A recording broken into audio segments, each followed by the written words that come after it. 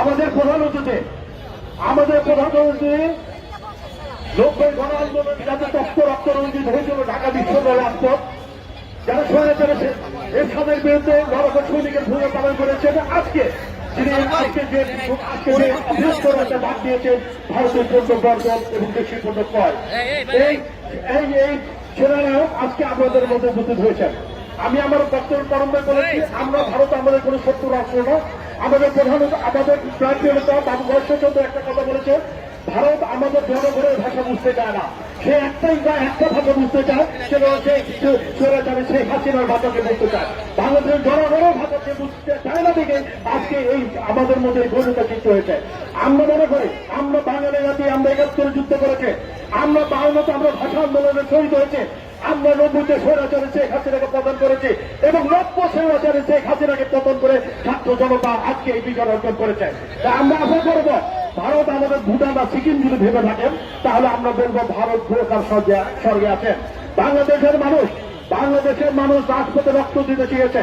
বাংলাদেশের মানুষ পাকিস্তানের মতো সুসজ্জিত দলকে 1971 সালে যুদ্ধে পরাজিত করতে পেরেছে।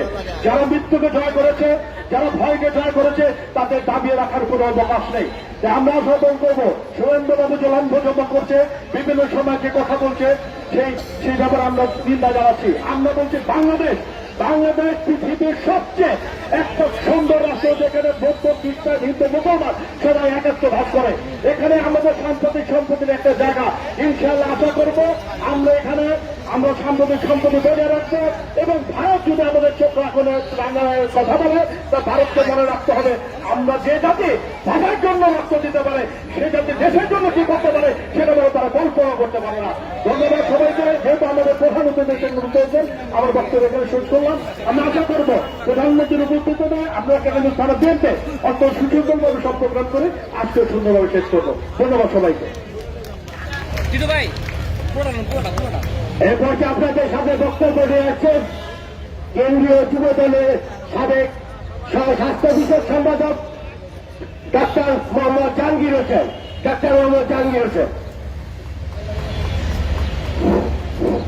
বিসমিল্লাহির রহমানির রহিম।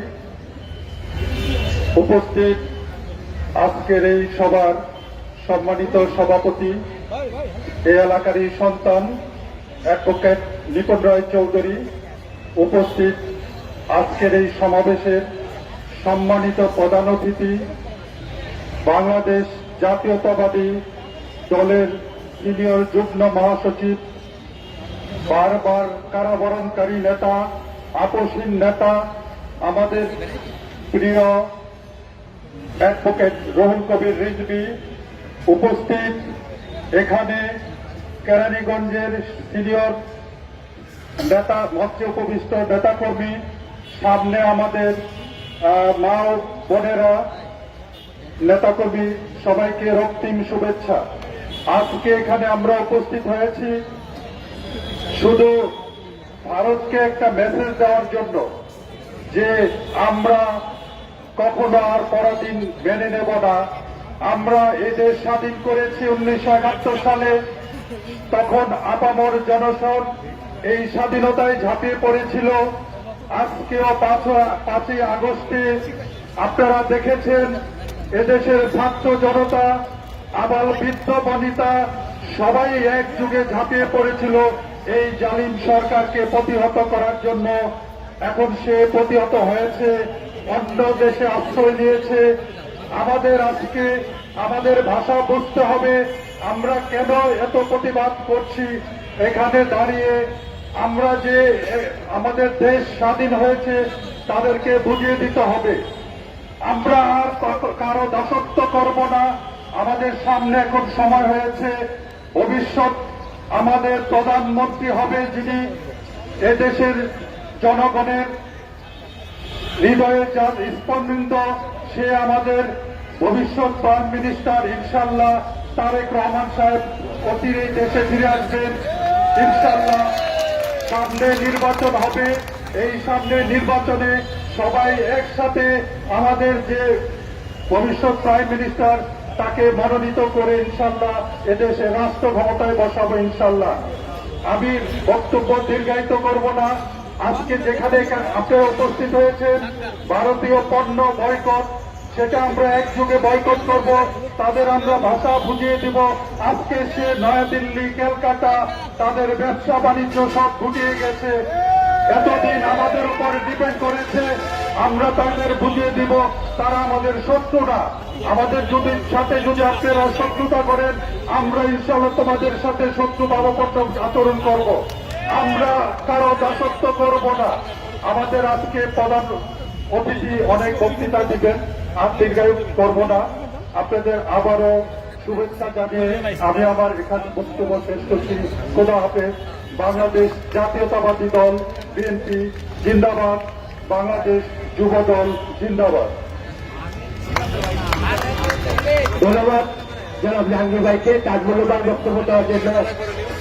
দেশীয় পণ্য কিনবন্ধের জন্য ভারতীয় পণ্য বর্জন করুন আমাদের এই কর্মসূচি।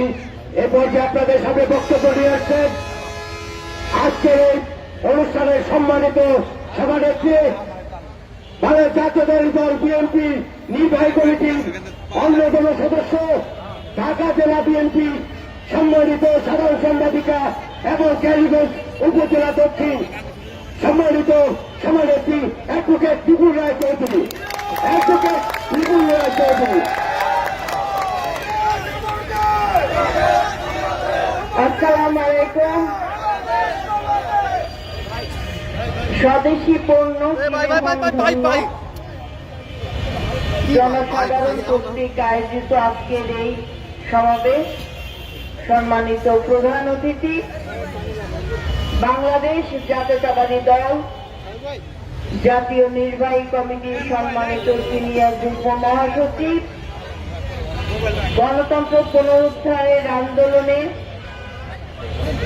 যিনি ঢাকা সহ পুরো বাংলাদেশের বিভিন্ন আনাচে কানাচে জাতীয়তাবাদী শক্তিকে একত্রিত করে নির্ভয়ে মাথা উঁচু করে যিনি নেতৃত্ব দিয়েছেন গণতন্ত্র পুনরুদ্ধারের, স্বৈরাচার ফ্যাসিস্ট সরকারের পতনের আন্দোলনে, এখনো যিনি এই গণমানুষের জনগণের অধিকার পূর্ণ প্রতিষ্ঠা করার জন্য সংগ্রাম করে যাচ্ছেন, লড়াই করে যাচ্ছেন, মৃত্যুঞ্জয়ী নেতা, বারবার কারার নির্যাতিত নেতা, আমাদের সকলের শ্রদ্ধেয় নেতা অ্যাডভোকেট রুহুল কবির রিজভী আহমেদ।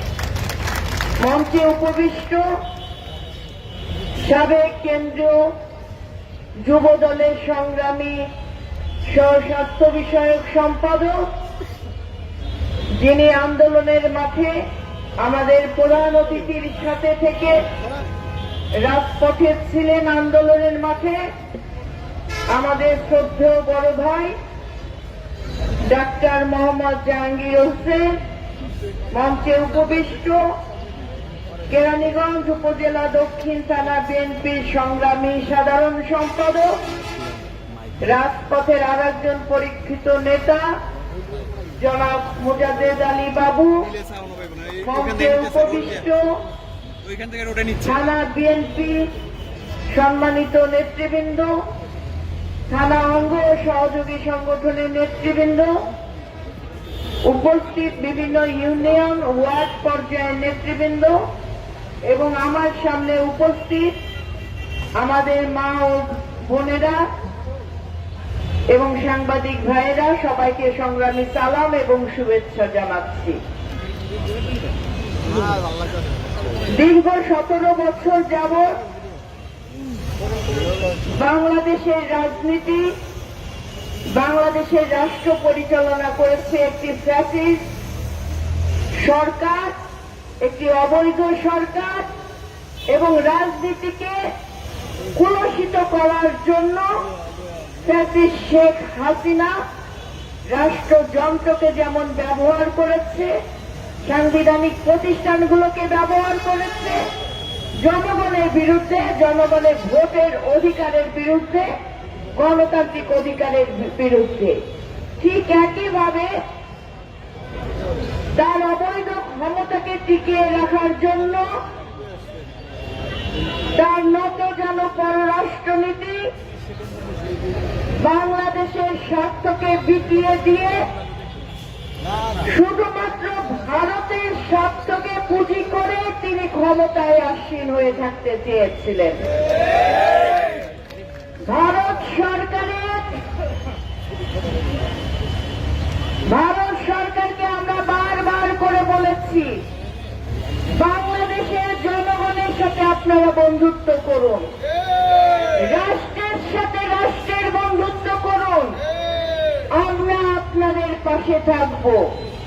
কিন্তু যদি আপনি আপনার স্বার্থ সিদ্ধি করার জন্য শুধুমাত্র শেখ হাসিনাকে বেছে নেন, শেখ হাসিনার সাথে যদি বন্ধুত্ব করতে যান, স্বামী স্ত্রীর সম্পর্ক স্থাপন করতে যান, সেটা আপনার ব্যক্তিগত চয়েস হতে পারে, কিন্তু বাংলাদেশের 18 কোটি জনগণ ওই সম্পর্ক মেনে নেবেন না। বাংলাদেশের 18 কোটি জনগণ রক্ত দিয়ে দ্বিতীয়বার বাংলাদেশকে স্বাধীন করেছে, ভারতের দাসত্ব গ্রহণ করার জন্য নয়। আমি আজকে আপনাদেরকে বলতে চাই, আমাদের বাংলাদেশে হিন্দু, মুসলিম, বৌদ্ধ, খ্রিস্টান আমরা সকলে সম্প্রীতির বন্ধনে আবদ্ধ আছি। আমাদের এই সম্প্রীতি কোন ষড়যন্ত্র, কোন ধরনের স্বৈরাচারের প্রেতাত্মাদের ষড়যন্ত্রে এই সম্প্রীতি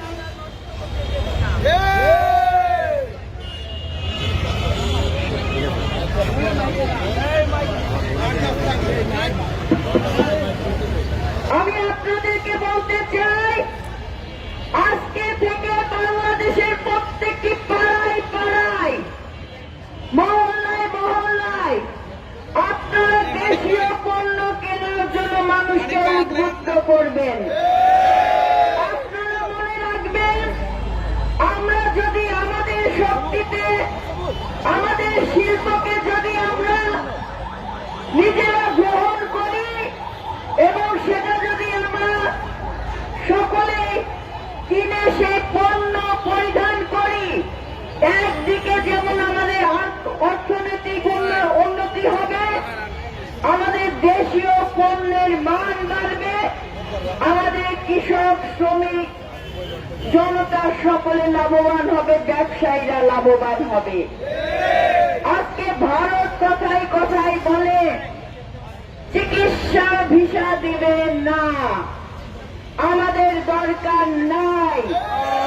আমাদের দেশে স্বাস্থ্য সেবাকে আমরা উন্নত করে আমরা বাংলাদেশের মাটিতে চিকিৎসা সেবা নেব ভাইয়েরা। আমরা বলে দিতে চাই, আপনাদের সাথে আমাদের সম্পর্ক হবে বন্ধুত্বের সম্পর্ক, কোন নতজন পররাষ্ট্রনীতি কিংবা সেই মনোভাবনার সম্পর্ক হবে না। 17 বছর যাবৎ শেখ হাসিনাকে আলিঙ্গন করে স্বামী স্ত্রীর বন্ধনে আবদ্ধ হয়ে বাংলাদেশের স্বার্থকে লুটে পুড়ে খেয়ে যদি আপনারা মনে করেন আবার চোখ রাঙিয়ে জনগণকে বিভ্রান্ত করবেন, এ জনগণ কিন্তু জবাব দিতে শিখেছে, জবাব দিয়ে যাবে ইনশাআল্লাহ। তাই ভাইয়েরা, আমাদের আজকে প্রধান অতিথি যিনি সর্বপ্রথম ভারতীয় পণ্য বয়কটের আহ্বান জানিয়েছেন, এই আহ্বানকে স্বাগত জানিয়ে কেরানীগঞ্জ উপজেলা দক্ষিণ থানা বিএনপির পক্ষ থেকে, সাধারণ জনগণের পক্ষ থেকে আমরা দেশি পণ্য কিনে আমাদের শিল্পকে সমৃদ্ধশালী করব ভাইরা। মাথায় রাখবেন, দেশ বাঁচলে আপনি বাঁচবেন, কিন্তু দেশকে নিয়ে যদি ষড়যন্ত্র হয়, সেই ষড়যন্ত্রকে আমাদের মোকাবেলা করতে হবে সবাইকে ঐক্যবদ্ধ থেকে। এখন হাসিনা ভারতে যে তিনি ভারতের আশ্রয় প্রশ্রয় নিয়ে আবার বাংলাদেশে চট করে ঢুকে পড়ার ষড়যন্ত্রে লিপ্ত আছে। কিন্তু ফ্যাসিবাদ খুব ভালোভাবেই জানে বাংলাদেশের মাটিতে আর কোন ফ্যাসিবাদের স্থান হবে না।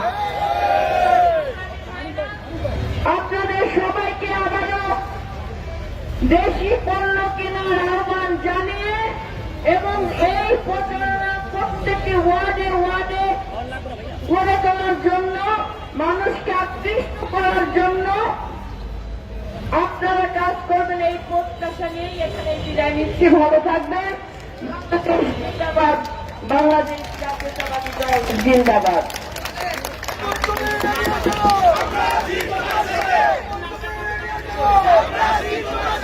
সংগ্রামী ভাইরা, এ পর্যায়ে বক্তব্য নিয়ে আসছেন যার কথা শোনার জন্য আপনারা দীর্ঘক্ষণ ধরে অপেক্ষা করছেন।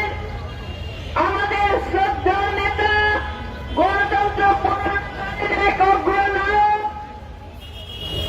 এবং বাংলাদেশের আপনার স্বদেশী পণ্য কিনে হন ধন্য,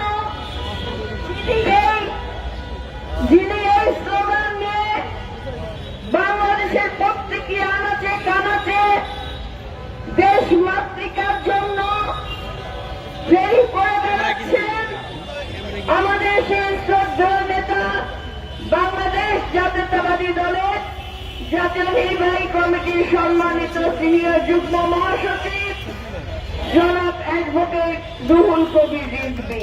জনাব অ্যাডভোকেট রুহুল কবির রিজভী।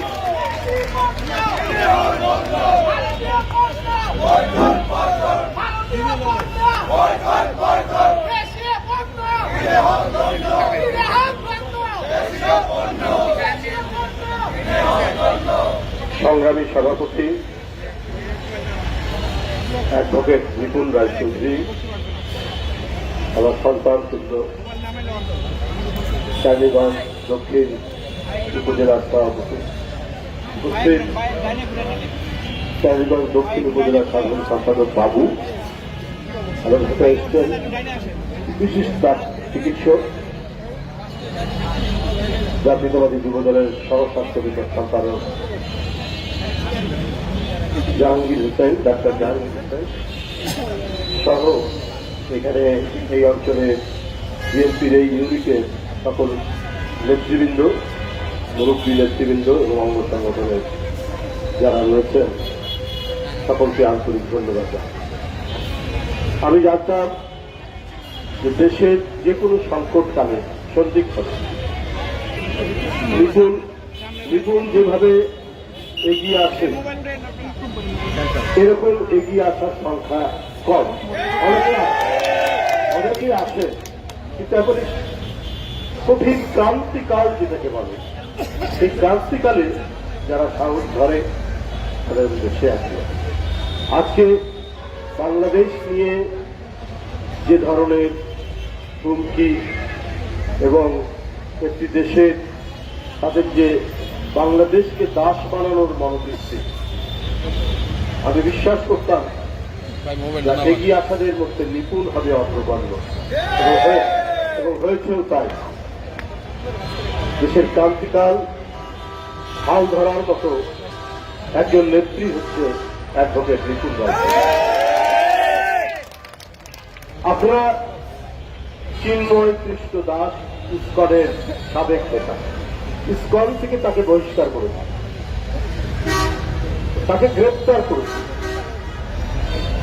বিভিন্ন গোয়েন্দা সূত্রে তার কিছু রহস্যজনক কাজকর্ম পাওয়া গেছে, এমনকি ইসকন থেকেও তাকে বহিষ্কার করেছে। তাহলে এই ব্যক্তি সম্পর্কে একটি সরকার ওয়াকিবহাল হয়ে তাকে গ্রেপ্তার করেছে। আমার মনে হল যে ভারতের রাজধানী দিল্লিতে বিজেপি সরকারের ঘুম হারাম হয়ে গেল, ওরা আর ঘুমাতে পারছে।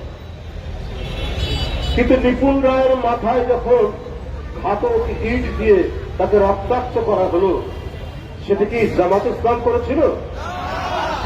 ও তো বিএনপির নেত্রী। অন্য কোন দল করেছে? করেছে কারা?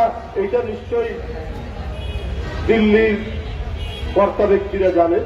কই সেদিন একটা স্টেটমেন্ট, একটা বিবৃতি দিলেন না কেন?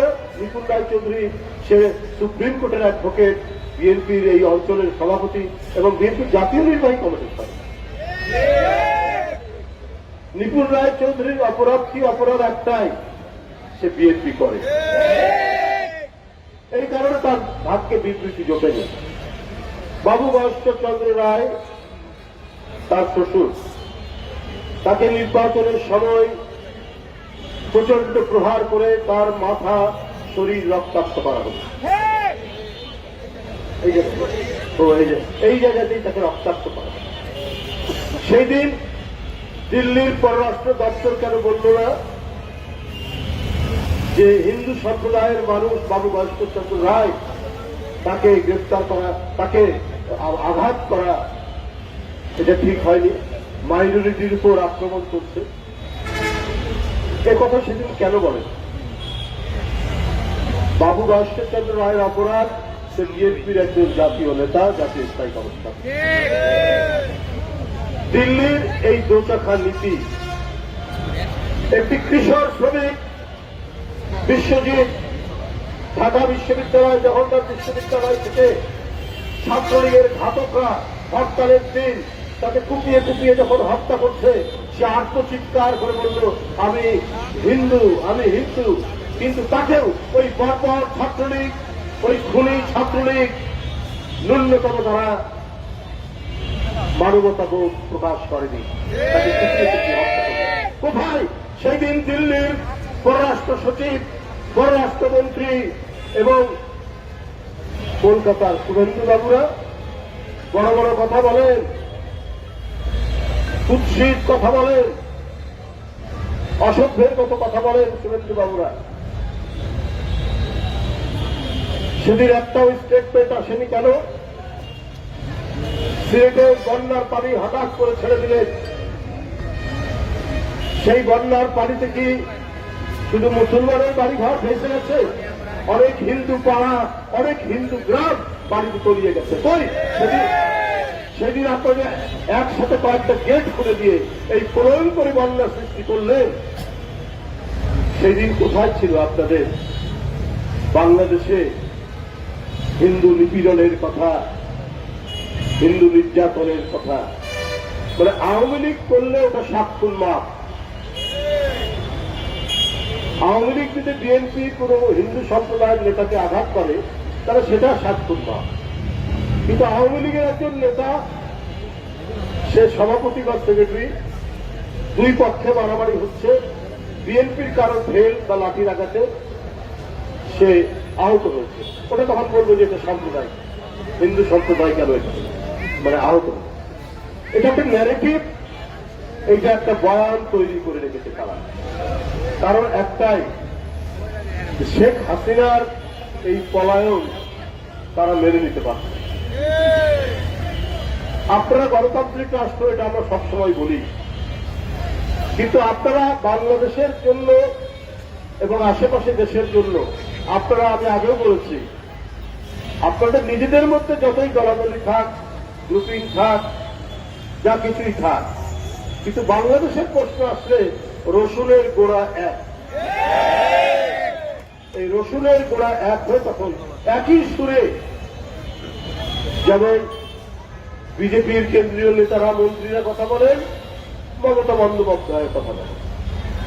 মমতা বন্দ্যোপাধ্যায়কে আমরা জানতাম ধর্মনিরপেক্ষ, সাম্প্রদায়িক,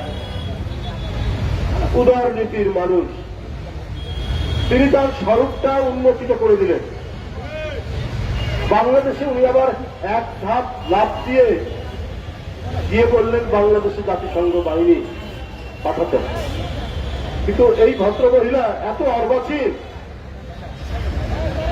যে আরেকটি দেশ, ভিন্ন আরেকটি দেশে যে জাতিসংঘ বাহিনী পাঠানোর দাবি করতে পারে না, সেটা তার জানার মধ্যে। এই যে একের পর এক বাংলাদেশ বিরোধী অপপ্রচার, অপতথ্য, কুৎসা এবং হাইপার প্রোপাগান্ডা চালানো হচ্ছে, এটার উদ্দেশ্য একটাই, বাংলাদেশের গস্তবে শেখ হাসিনা কেন নয়? শেখ হাসিনা এত প্রিয় কেন তাদের মমতার এবং দিল্লির মোদী সাহেবদের? কারণ শেখ হাসিনার কাছ থেকে তারা বিনা পারিশ্রমিকে, বিনা টাকায় যা পেয়েছে, অন্য কোন জাতীয়তাবাদী চিন্তার মানুষটা তো সেটা দেবে না। 7টি বিদ্যুৎ কেন্দ্র দিয়েছেন বিনা টেন্ডারে। আদানি বাবু বিশাল ধনী লোক, তার সাথে সরকার চুক্তি করেছে বিদ্যুৎ আমদানি করবে। সেই ঝাড়খণ্ডে তার বিদ্যুতের বড় প্রকল্প, কয়লা পুড়িয়ে বিদ্যুৎ। এগুলি বাংলাদেশের প্রচলিত যে দাম প্রতিটি ইউনিটের, তার চাইতেও বেশি দামে আদানির কাছ থেকে বিদ্যুৎ কেনার চুক্তি এবং সেটা বাস্তবায়ন করেছে। তাহলে শেখ হাসিনা তো তাদের প্রিয় হবে, শেখ হাসিনা তো তাদের আপনজন হবে। শেখ হাসিনা নিজের জনগণের প্রতিটি দ্রব্যমূল্যের দাম বাড়িয়ে চাল, ডাল, পেঁয়াজ, চিনি, রসুন, আনাজপাতি, তরিতরকারির সব দাম বাড়িয়ে শুধুমাত্র তার প্রভু ভারতকে খুশি করার জন্য একের পর এক তিনি তাদেরকে প্রজেক্ট দিয়েছেন, টেন্ডার ছাড়াই প্রজেক্ট দিয়েছেন এবং তাদের কাছ থেকে ব্যবসা করার জন্য, তাদের কাছ থেকে নেওয়ার জন্য বেশি দামে তাদের সাথে চুক্তি করেছেন। এই জন্যই মোদীবাবুর অত্যন্ত আপনজন শেখ হাসিনা, এমনকি মমতারও আপনজন, ভারতের যারা সাম্প্রদায়িক শাসক গোষ্ঠী তাদের অত্যন্ত আপনজন। আপনারা দেখেছেন আমাদের তিস্তা নদী, আমরা যে পানির যে ন্যায্য হিস্সা পাব, এটা বাস্তবায়ন হতেই দিচ্ছে না মমতা ব্যানার্জি। তাহলে উনি কি চান? উনি শেখ হাসিনাকে চান। আর শেখ হাসিনা এই যে মমতা ব্যানার্জি চুক্তিটা বাস্তবায়ন হতে দিচ্ছে না, এর জন্য একটা শব্দ বলেন না। আজকে বিএনপি ক্ষমতায় থাকলে অথবা যে কোনো দেশপ্রেমিক রাজনৈতিক দল ক্ষমতায় থাকলে তারা জনগণ কণ্ঠে আওয়াজ এবং আন্তর্জাতিক ফোরামে নিয়ে যেত, জাতিসংঘে নিয়ে যেত যে আমাদের এই যে পাওনা আন্তর্জাতিক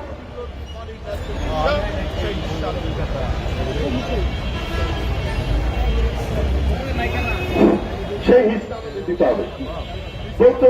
কিন্তু শেখ হাসিনা একটা শব্দ করে না।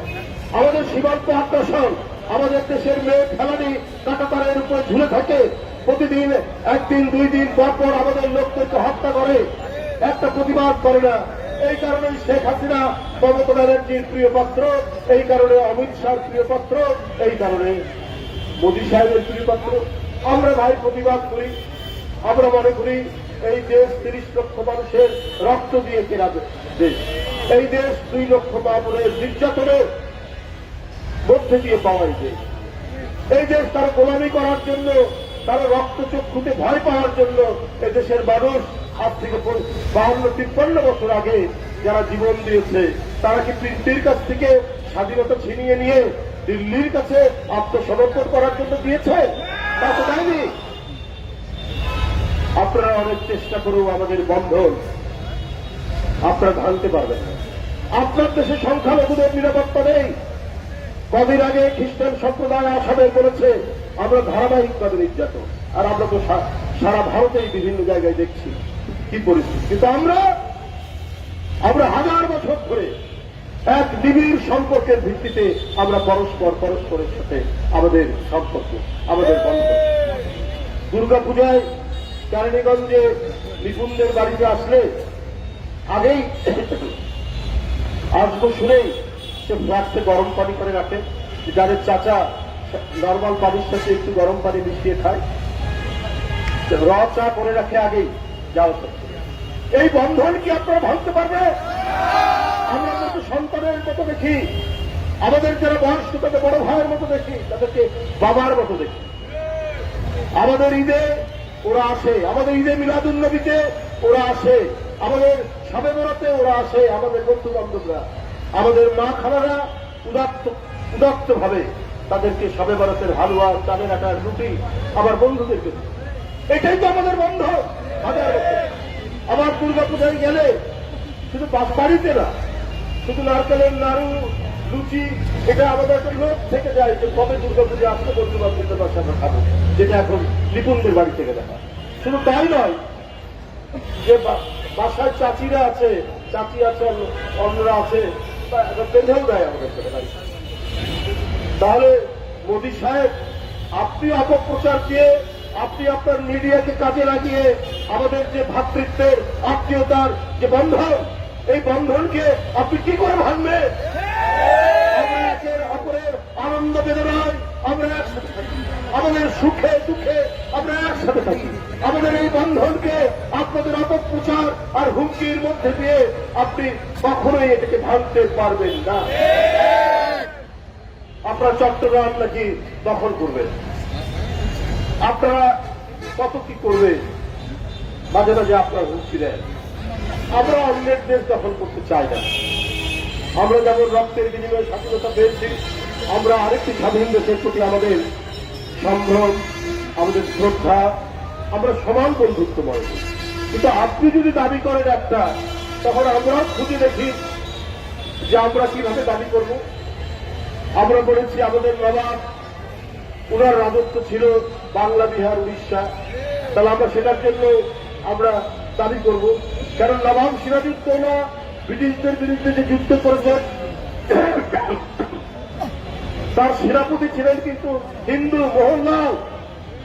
আমাদের স্বাধীনতা যুদ্ধ পলাশির আম্রকারণ থেকে হিন্দু মুসলমান একসাথে আমরা যুদ্ধ করেছি, লড়াই করেছি, এবং একে অপরের পূজা পার্বণ উৎসব আমরা একসাথে আনন্দ ভাগ করেছি। যাই হোক, আমি বক্তব্য দীর্ঘায়িত করব না। আমি আজকে যে উদ্যোগ নিয়েছেন, যে আমরা চেয়েছি আমরা ভাবের আদান প্রদান, সাংস্কৃতিক আদান প্রদান, এর মাধ্যমে আমাদের একটা বন্ধুত্ব থাকে, কিন্তু তাদের মনের গভীরে সেটি নেই। হ্যাঁ, মমতা বন্দ্যোপাধ্যায়রাও বাঙালি, আমরাও বাঙালি, আমরা একই ধরনের খাবার খাই। আমাদের মা, খালা, মাসি, পিসিরা যে ধরনের কাপড় পরে তারাও কাপড় পরে, শুধু আমাদের জাতীয়তা আলাদা। মমতা বন্দ্যোপাধ্যায়ের জাতীয়তা ভারতীয়, আমাদের জাতীয়তা বাংলাদেশ। আমরা তারপরেও একে অপরের সাথে ব্যবসা বাণিজ্য নানা কারণেই ভারতে যেতে হবে। তা আপনারা মনে করবেন না যে আমরা নিরালম্ব, আমরা অবলম্বনহীন। আমাদের এখানে বাংলাদেশে আমরা যাই, আপনাদের ওখানে একটু চিকিৎসা করানো এবং একটু ঘুরে দাঁড়ানো, আর একটা দেশে গেলে প্রচুর শপিং করেই মানুষ। বাংলাদেশে যারা আসেন তারা কি শপিং করে না? আপনারা ওইটার অহংকারে আপনারা বাঁচেন না। আমাদের দেশে কি শাড়ি উৎপাদন হয় না? আমাদের একটা বিশাল তাঁত গোষ্ঠী আছে। আমাদের এখানে এখন 35টা মেডিকেল কলেজ হাসপাতাল, 35টা মেডিকেল কলেজ হাসপাতাল। এই বাংলাদেশ হয়তো আয়তনে বড় নয়, কিন্তু বাংলাদেশের 18 কোটি মানুষ, আমরা জনসংখ্যার দিক থেকে অনেক শক্তিশালী। আমরা নিজেদের গামছা আমরা নিজেরা বাড়াই, নিজেদের লুঙ্গি আমরা নিজেরা, আমাদের তাঁতিরাই তৈরি করে, এবং আমাদের মা বোনরা যে তাঁতের শাড়ি করে, এটা অত্যন্ত সুন্দর শাড়ি। আমাদের সেই জনগোষ্ঠী আছে, আমরা কারো উপর নির্ভরশীল হব না। আমরা সেই জাতীয়তাবাদী চিন্তা, সেই অহংকার, সেই দেশপ্রেম নিয়ে আজকে নিপুণ রায় চৌধুরীরা যে উদ্যোগ দিয়েছেন, সেই উদ্যোগের প্রতি আমার অন্তরের অন্তঃস্থল থেকে শুভেচ্ছা জানাচ্ছি, তাদের থেকে জানাচ্ছি অভিনন্দন এবং ধন্যবাদ। ধন্যবাদ সবাইকে।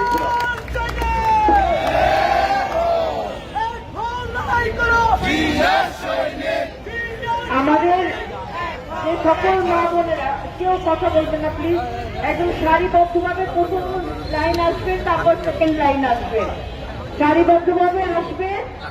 আপনাদের এখানে একদম স্বল্প মূল্যে আপনারা শাড়ি ক্রয় করবেন, দেশীয় শাড়ি, যে টাকাতে পারেন সেটা ক্রয় করবেন। কারণ আমাদেরকে দেশীয় উৎপন্ন ক্রয় করতে হবে এবং আমাদের শিল্পকে বাঁচাতে হবে, এই জন্য আপনারা সেইভাবে আসেন। একজন করে যান, একজন করে যান।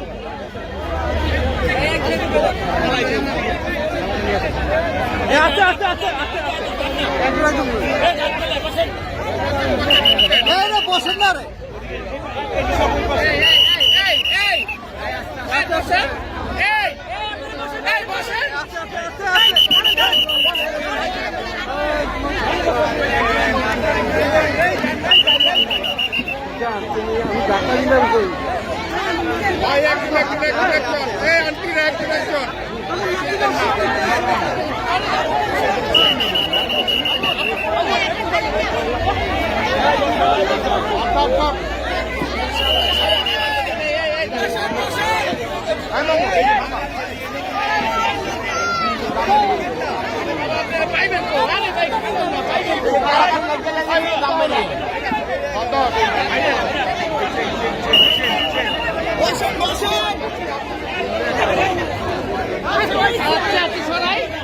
আরে ভাই আপনি আমার উল্টো দাঁড়ালেন ভাই